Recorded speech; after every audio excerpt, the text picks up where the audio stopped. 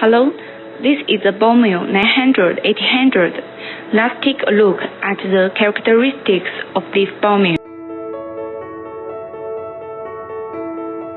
First, in terms of grinding head, the diameter of feed inlet is larger.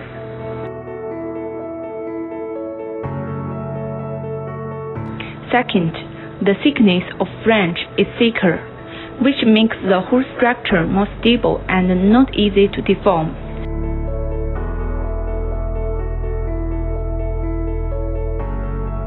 Third, the screws device at the discharge port automatic discharge.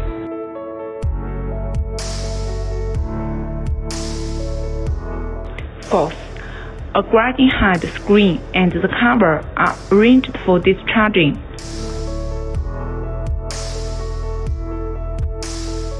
Fifth, a coupling is arranged between the motor and the reducer.